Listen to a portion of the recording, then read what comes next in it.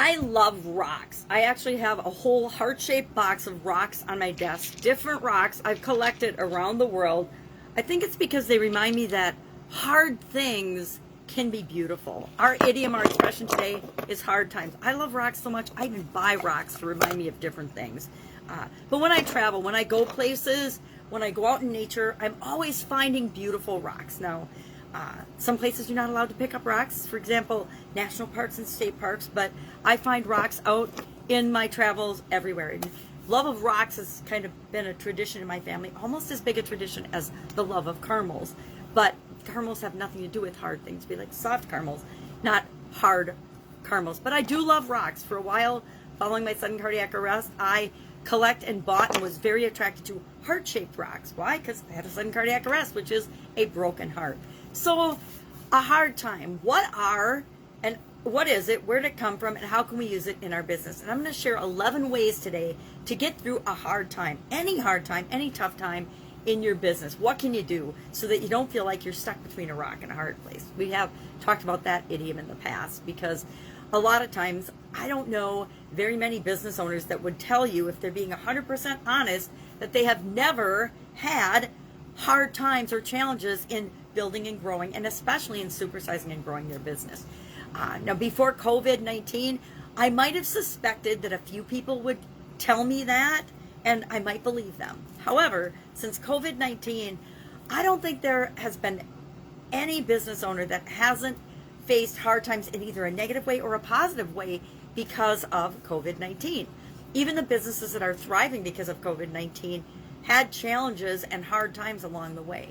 So what is a hard time? It's a difficult experience, or it's a difficult time doing something. It can also be when someone gives us a hard time, meaning picks on us or teases us or makes things more difficult for us than it has to be. Anybody ever had anybody do that to them? I remember in many of my corporate jobs, I was usually the only woman and probably and almost always the youngest. So not only was I the youngest person in the positions I was in, but I was usually the only woman as well. So that meant I got picked on a lot. I got practical joked. I got teased. I kind of got harassed in certain situations, but I credit that with developing my thick skin and my ability to deal with conflict and controversy. But that's another way of describing or defining a hard time. I realized as I started talking today, I didn't really find out when this expression actually came into being. To me, it feels like it's a more common and more modern expression. It seems like, at least during my whole lifetime, I've heard a hard time. Don't give me a hard time. Don't give them a hard time. Don't give her a hard time. Don't make things harder than they have to be, etc. So I'm curious if you have had similar experiences with this idiom or not. If you have, share in the comments below. But let's talk about some ways to deal with it, because we don't want to be ever stuck in a tough time or stuck in a hard time or stuck in a difficult situation. And we never have to be. So what are some of the ways we can go about getting out of any hard time that we might be facing? Number one, we want to make sure that we don't make the situation worse by doing nothing.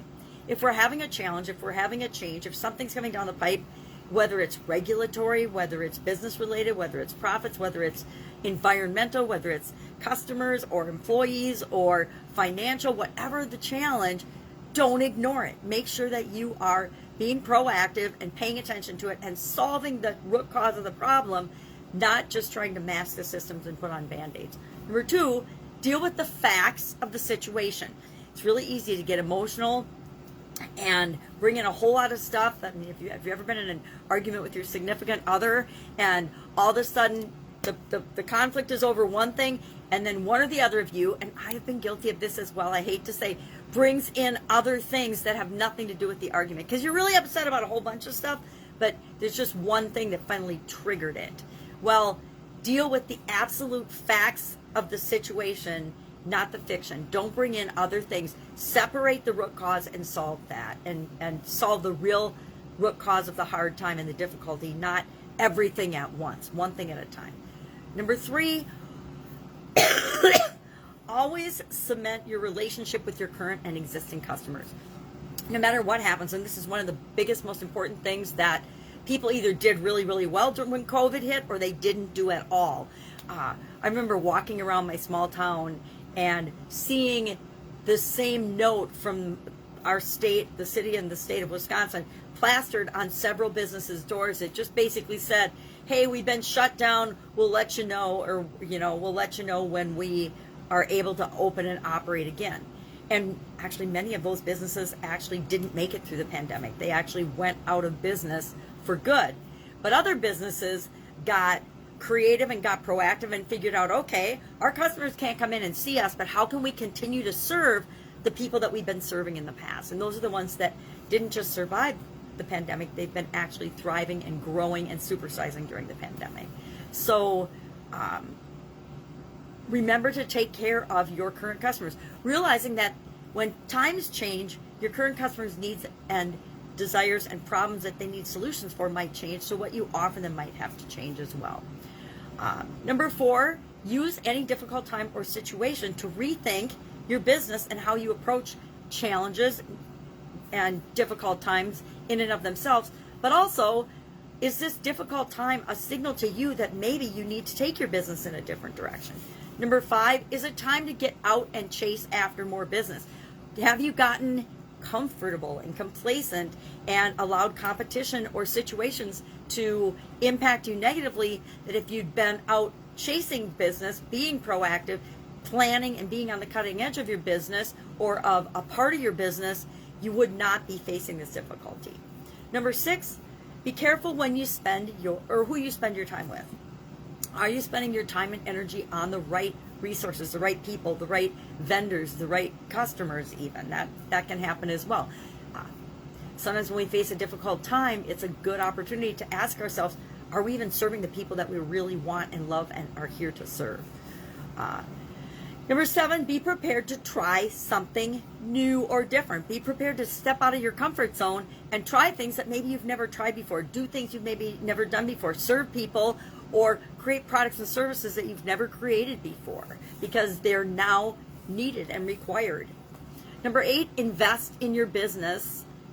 Always be investing in your business. That's one of the things my dad taught me when I first started in business, was always be putting profits and money back into your business. Yep, you got to make a living, but if you don't feed your business isn't going to feed you.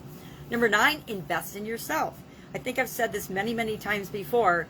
Your business will only grow and supersize as much as you do. That means personal development. That means expanding your skill set. That means expanding your mindset. That means becoming the person you need to be to lead the business that you want to create.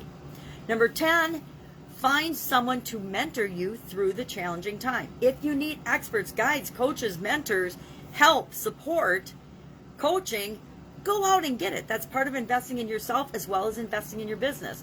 Asking for help and getting people who have been there and done that to help you through a difficult situation is one of the fastest, easiest, most effective, efficient, and productive ways of getting through that difficult situation. And 11, my probably favorite, is learn from the experience. Make sure that the hard time that you face and overcome, you learn from, and I always like to say, put safeguards and things in place, or plans and contingency plans in place, so that this type of a problem or hard time or difficult time won't happen again. Now, I don't know anybody that can put systems in place that will prevent a pandemic from happening. So that's a good example of, well, we sure better learn from the experience. What worked, what didn't, and then be better prepared the next time. Because I guarantee this pandemic, this craziness that's going on in the world right now, isn't the last hardship that we're all going to face.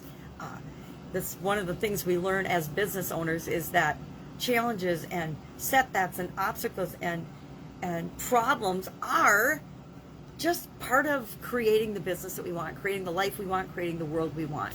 So, love to know your experience with hard times. What are some hard times that you've had to overcome? I don't even keep track of all the hard times and challenges that I've overcome anymore, because there have been literally thousands of them in my lifetime and in the different businesses I've been involved in. And I like to say that I've learned from every single one and continue to learn from all of the ones that are to come. All right, have an awesome day. Don't have a hard time today. Apply some of these ways to get over tough times if you happen to be having tough times.